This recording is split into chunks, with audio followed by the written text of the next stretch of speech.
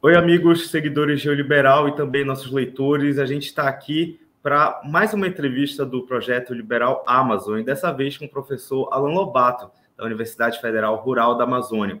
E o nosso tema é bem interessante. O professor pesquisa sobre o uso de esteroides vegetais aqui em plantas da região amazônica, e a gente vai falar bastante sobre a pesquisa dele, que inclusive envolve o uso em açaizeiros. Mas primeiro a gente vai dar um oi para ele, saber um pouquinho dele e como ele teve essa ideia de começar a pesquisar isso. Bom dia, professor, muito obrigado pela disponibilidade. Como é que o senhor está? Tudo bem? E já me conta um pouquinho como é que surgiu essa ideia de iniciar a pesquisar esteroides vegetais e açaizeiros.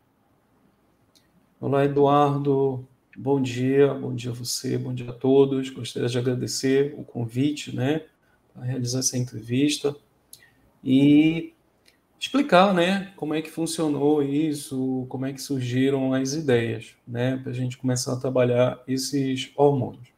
Ou, na verdade, esses reguladores de crescimento, né. Então, o que que acontece? Ao longo dos anos, nós começamos a trabalhar lá atrás, né, desde a iniciação científica, com estresses, né, sejam estresses ligados ao ambiente, como a doenças e pragas que podem ocorrer em plantas. Eu, basicamente, né, meu know-how é mais em estresses abióticos, estresses ambientais, que eles são mais frequentes, eles, né, é um problema não só que pode acontecer no nosso estado, mas em nível mundial. Então, o que que acontece? Como a gente já tem uma experiência com as respostas que acontecem com as plantas quando elas estão sob estresse, a gente partiu já para tentar encontrar soluções para isso, ou pelo menos minimizar esses problemas. Então, uma das linhas que nós trabalhávamos, né, isso lá atrás, há cerca de 7, 8 anos atrás, que a gente começou, né, a enveredar por esse caminho, foi os brasinosteroides. A gente, né, teve acesso à informação, leu um pouco sobre o assunto. E por que que a gente começou a trabalhar esses brasinosteroides e, né, até então a gente não saberia, né, não sabia que tipo de resposta a gente ia encontrar, né? Existia uma hipótese de que isso seria eficiente. O que que acontece? A gente raciocinando da seguinte forma: bom, na medicina humana ou na veterinária, o uso de corticoides, né, que são esteroides, ele já é comum. Né? Um animal ele está doente, ele pode estar com uma infecção, o veterinário vai lá e receita, prescreve, né, alguma medicação com esse sentido para acelerar o metabolismo e, consequentemente, esse animal, né, ele conseguir, né, restabelecer a saúde o mais rápido possível. E o paralelo é feito também conosco na medicina humana, é comum, né? Muitas das vezes a gente nem sabe, mas pode estar tomando ali um corticóide, que é para acelerar o metabolismo, você, né, se recuperar o mais rápido possível. Claro, com indicação médica. Então, o papel dos beta-esteroides, a princípio, o que a gente tinha na literatura, que ele era capaz de acelerar o metabolismo vegetal, né? Ele é uma substância produzida pela própria planta, só que as concentrações são muito baixas. E aí, consequentemente, se a gente der um empurrãozinho e aplicar ele, a gente consegue os efeitos que hoje nós temos. Quais são os efeitos que nós temos? Nós temos repercussões positivas sobre componentes fisiológicos, taxa de fotossíntese, eficiência no uso da água, que são variáveis muito específicas, né? A gente tem respostas antioxidantes mais eficientes. O que que acontece? Quando uma planta está submetida a algum estresse, ocorre a produção de espécies reativas de oxigênio. Essas espécies reativas de oxigênio, elas são ruins para o metabolismo. Elas dificultam as reações, elas causam danos nos tecidos. Então, quando a gente aplica esses beta-esteroides, a gente percebe que essas enzimas elas estão muito mais responsivas e aí, consequentemente, elas conseguem diminuir os danos que ocorrem devido ao estresse. Uma outra vantagem que a gente percebe é a aceleração no metabolismo. Uma planta que, teoricamente, terminaria o ciclo com 120 dias, por exemplo, milho, alguma coisa assim, a gente consegue terminar ele com 110, 105 dias. Isso é importante porque a gente proporciona para o produtor ele otimizar aquela área, ele usar ela, consequentemente, por com mais de um cultivo por ano. E isso expõe menos as plantas a algum tipo de estresse, como a seca, por exemplo. Por quê? Se a planta estiver lá no campo, o tempo todo que ela estiver, desde a germinação até a colheita, ela pode estar submetida a algum tipo de estresse que pode ocorrer.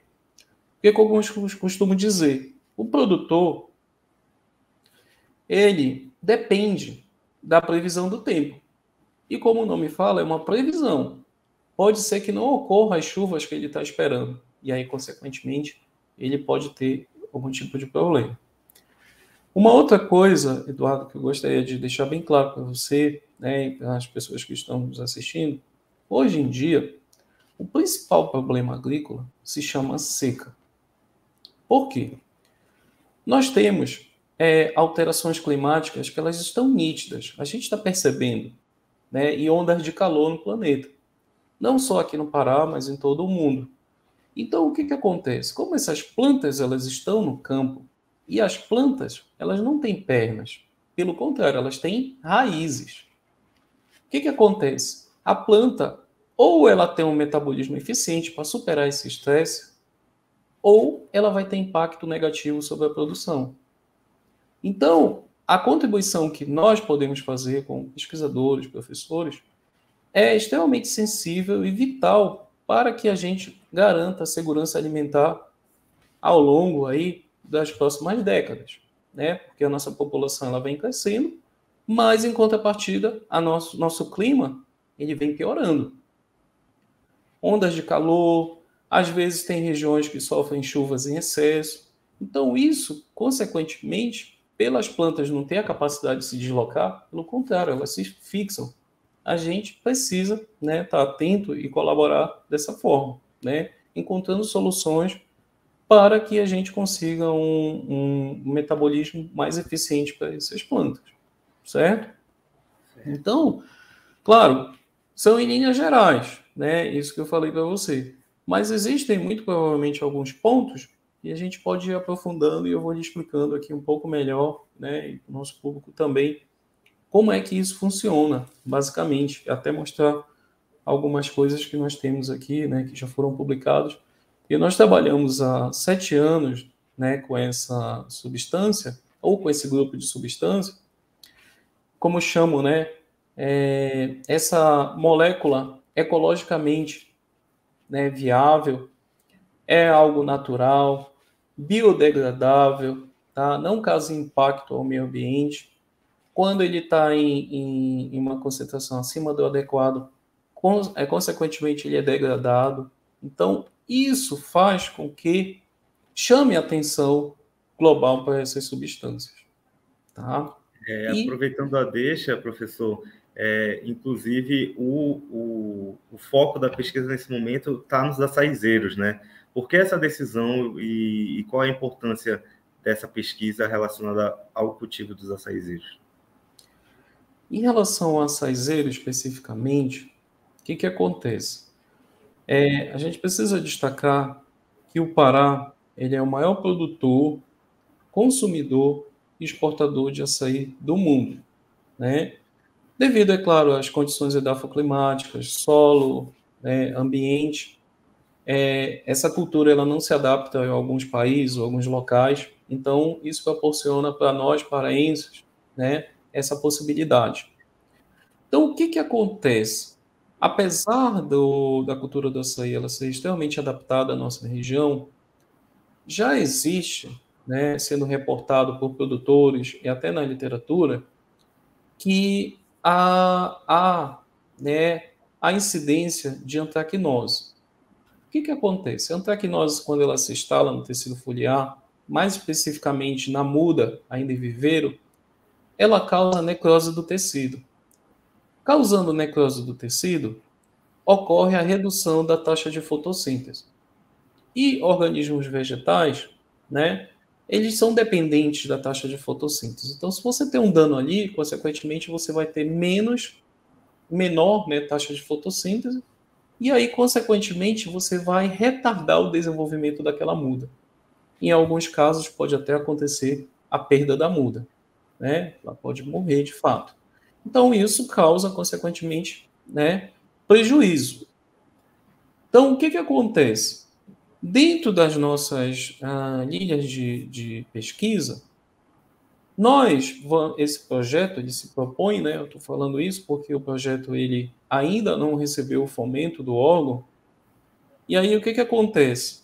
Nós vamos testar, né, concentrações ou aplicações de bacilossteroides, mais especificamente o epibacilolídeo, visando a indução da resistência. Por que que nós vamos testar? Primeiro, existem estudos na fronteira do conhecimento. Quando eu falo fronteira de conhecimento, é algo publicado nos últimos 6 meses, que alguns pesquisadores em alguns países já conseguiram a indução da resistência de fato. Mas nós temos, além da indução da resistência de fato, a gente tem a possibilidade, que é algo que a gente já observou em outros aspectos, espessamento de parede celular, a gente tem espessamento de epiderme. A epiderme é a última camada, né? Seja na folha, na raiz, por aí vai.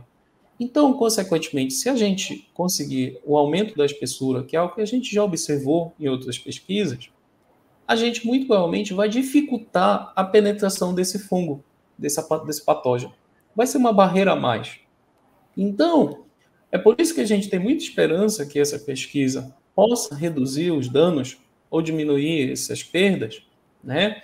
A gente trabalha com a hipótese de induzir a resistência de fato, ou pelo menos dificultar a penetração desse fungo. E aí, consequentemente, a gente reduzir as perdas. Esse projeto, ele é financiado pela SECTET, né? Ele já foi aprovado e atualmente aguarda a liberação de recurso pelo órgão de fomento. Tá? É um projeto essencial para o desenvolvimento da cadeia do açaí, é um projeto importante para a universidade, tanto, né, que quando nós conversamos, né, com o pessoal da Ascom da UFA, eles falaram, olha, pessoal, é importante essa pesquisa, a gente acha interessante e a gente gostaria de divulgar. Eu conversei com eles, eu falei, olha, atualmente a gente ainda não recebeu o fomento dela, né, e a gente ainda não tem resultados de fato. Aí ela me falou, não, mas é interessante. Se nós não divulgarmos, até mesmo, né, o próprio setor, né, execução do recurso aí do órgão de fomento também chamar a atenção que a pesquisa ela é interessante sim para a cadeia produtiva do açaí e, consequentemente, para o desenvolvimento do nosso estado. Tá, Eduardo? Então, basicamente, é essa a nossa expectativa em relação especificamente ao açaí. Legal. Professor, o senhor falou sobre a antracnose e eu imagino que ela deve ter um impacto já bem palpável, né, nas plantações, não só de açaí, mas talvez de outras culturas. Me fala um pouquinho sobre o cenário da antracnose em relação aos açaizeiros, que você já tem constatado, e também sobre o cenário geral de pragas e doenças em plantações e outros vegetais na Amazônia. Qual é o panorama vigente que vocês têm observado em relação a esses dois tópicos? Ótimo. Bom, basicamente, quando a gente fala de patógenos, né, doenças, você tem que ter aquela interação, né? O patógeno, o ambiente e o hospedeiro. Se você tiver essas condições, você pode ter incidência desses patógenos. Então, o que que acontece? A antracnose, ela não é só um fungo específico da cultura do açaí. Ele ocorre nas mais diferentes espécies vegetais. Feijão, soja, videira, o que você imaginar, é possível você ter incidência de antracnose. E ele é um fungo versátil.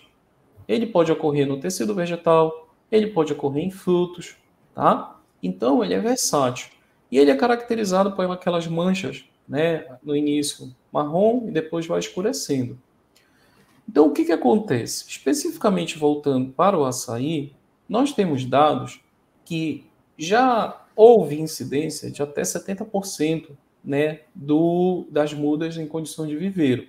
Isso são dados que estão na literatura, causando perdas significativas, né?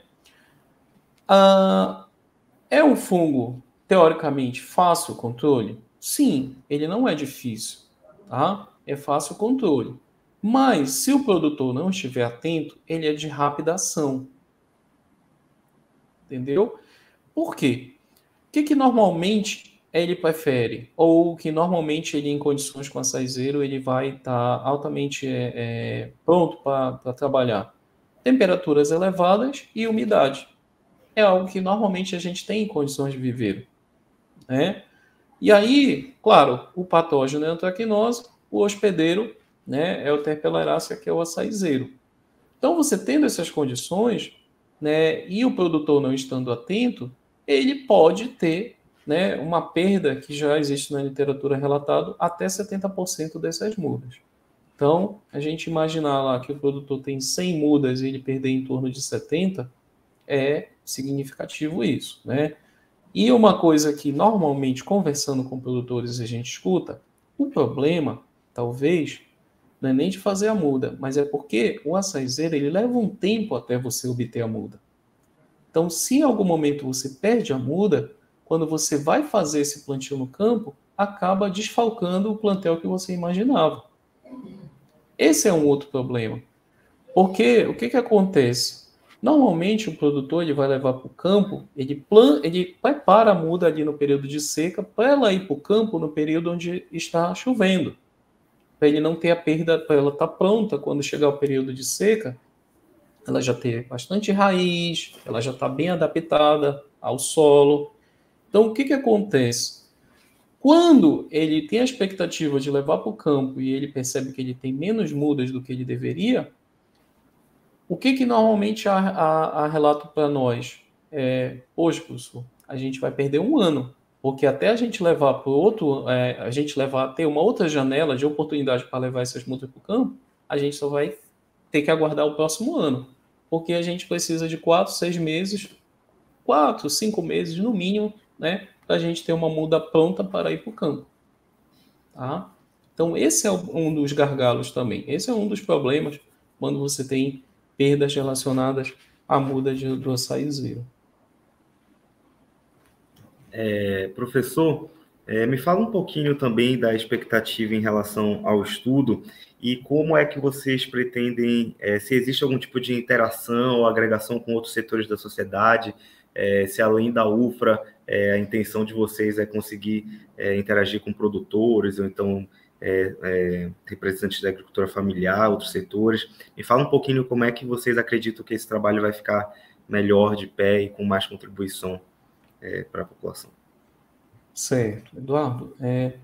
Ótima pergunta, né? Que acredito que não só interesse meu, de todo o nosso grupo de pesquisa, acho que até dos dirigentes, né, da UFA. O que acontece? O que nós fazemos, né, em nível de pesquisa, seja básica ou aplicada, a gente trabalha, claro, né, com a possibilidade da aplicação lá no produtor, tá?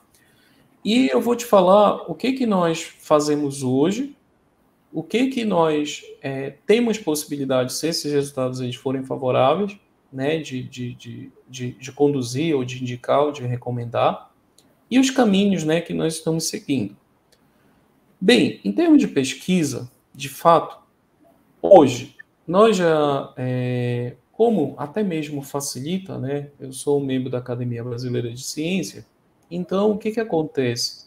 Eu já tenho interação com vários grupos de pesquisa no Brasil, seja na Universidade Estadual de Minas Gerais, seja na Universidade Federal do ABC, né? Então, são parceiros nossos que já trabalham conosco há cerca de 6, 7, 8 anos aí. Em nível no exterior, hoje, nós já trabalhamos com professores da King Saud University, né, na Arábia Saudita, a Iowa State University, nos Estados Unidos, e a University of Białystok, na Polônia. Então, são parceiros que eles já atuam nessa área e eles já têm know-how em gastroenteroides. Bem, de fato, né? Aí, se os nossos resultados eles forem bem sucedidos, né? Der tudo certo as pesquisas.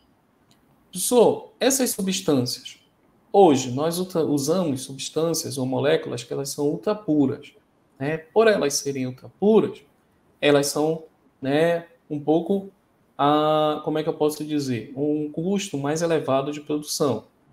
Mas nós temos uma parceria com a professora Jana, na República Tcheca, que ela já trabalha com essas substâncias sintéticas. Então, só para você ter uma ideia, uma substância dessa aí sintética, ela cai cerca de... O custo, né, para a gente utilizar ela sintética já, ela cai cerca de 10 vezes. Então, ela fica muito acessível. Então, o produtor consegue, de repente, usar 5 hectares gastando cerca de R$ 60. Só para você ter uma ideia de quanto reduz os custos. Então, é um custo interessante, né? Atualmente, eu não conheço quem produz de forma sintética no Brasil, tá? Eu conheço, sim, empresas que já comercializam na República Tcheca. Só para você ter uma ideia do quanto é recente isso que nós trabalhamos. E eu só conheço uma empresa no mundo que realiza a produção dessas substâncias sintéticas que fica na República Tcheca. Então, o que acontece? Qual é a nossa intenção? Olha, os resultados eles foram bem-sucedidos, estão dentro da nossa expectativa, está em linha com o que a gente acreditava que poderia funcionar, ou, se não funcionar, nós vamos dizer, né, para a comunidade. E aí, o que acontece? A gente vai poder fazer a recomendação. E nós, como professores, o que a gente vai dizer? A gente vai dizer, olha, atualmente, mas e aí, pessoal, onde é que a gente encontra essa substância? Eu vou pegar e vou passar o site da empresa. Eu vou dizer, olha, atualmente no Brasil, eu não conheço quem produz essa molécula, mas eu conheço quem produz nesse local aqui que você vai poder solicitar. E aí, consequentemente, é o que nós fazemos. Mas, como eu costumo dizer, isso que nós estamos fazendo hoje, né? Você está proporcionando para a gente uma possibilidade de nós divulgarmos, né, o que nós fazemos, o que está aqui nas universidades, o que está dando certo, o que funciona. Isso com certeza vai chegar em outros setores, e setores, né, produtivos. O agronegócio, ele não para. Todo ano ocorre o lançamento de novas moléculas, todo ano ocorre o lançamento de novos produtos, e quem sabe esses responsáveis dessas empresas não vão estar olhando essa nossa entrevista. Porque, Eduardo, nesses 7 anos, nós temos, com o braço no esteroide, pelo menos 30 artigos publicados, em que nós vasculhamos o comportamento fisiológico, bioquímico, nutricional, anatômico e morfológico. Nós temos respostas que são seguras em relação a essa molécula. Estamos falando de uma molécula que ela é natural, ela é biodegradável e ela é eficiente no propósito dela, que é acelerar o metabolismo vegetal. Tá? Só para você ter uma noção disso, né, do que nós estamos fazendo aqui no Brasil, e mais especificamente aqui na Amazônia, né, atualmente, nós somos o segundo grupo de pesquisa que mais publica no mundo sobre bioasteroides. Tá? Então, é algo que a gente criou, né, experiência, é algo que a gente não ficou só num nível, e a gente trabalha normalmente aqui, né, com modelos que eles são utilizados no mundo todo. Arroz, soja, feijão, milho, que são aceitos. Eucalipto, tá? A gente também trabalha com eucalipto. Então, o que acontece? São modelos vegetais que normalmente são utilizados para ensaios preliminares, né, utilizando substâncias que até então a gente não, ou que não existe informação na literatura. Tá? Então, esse é o nosso caminho, esse é o nosso propósito. A gente tem uma recomendação, já existe essa recomendação para deficiência nutricional, porque a gente já investigou. Esse é a primeira pesquisa que eu conduzo em relação a doenças, tá? Estresse abiótico já está consolidado, e as pessoas que me procuram falam, olha, atualmente eu não conheço uma empresa que produz no Brasil, mas no exterior já existe uma que comercializa com um preço bastante interessante. Tá? Então, nesse contexto, a gente já tem uma possibilidade a curto prazo. A médio e longo prazo, é interessante as empresas aqui no Brasil, né, explorarem e, consequentemente, produzirem essa molécula aqui. Tá? Legal. Então, acho que é isso, professor. Muitíssimo obrigado pela disponibilidade de explicar um pouquinho mais para a gente sobre a pesquisa em relação aos esteroides vegetais aqui na região. E você, que é nosso assinante, nosso leitor, nosso seguidor, não esquece de acessar liberalamazon.com. Lá a gente vai ter a versão escrita da matéria, explicando tudinho, falando sobre essa questão dos esteroides vegetais, as pragas e doenças na Amazônia. E o professor também falou de seca, a gente fez uma reportagem lá sobre secas na Amazônia, no sul da Amazônia, a questão do efeito de borda, vale a pena dar uma olhada também. Obrigado, professor, até a próxima e obrigado também para você que nos assistiu. Ok, eu que agradeço, Eduardo, a oportunidade, tá, de divulgar o nosso trabalho. E estamos aqui, né, de portas abertas para a comunidade, para vocês da imprensa, o que vocês precisarem. A gente pode aqui, né, dentro da nossa disponibilidade, aí, assessorar vocês. Tá bem? Muito obrigado. Valeu, professor. Obrigado, pessoal. Até a próxima. Tchau.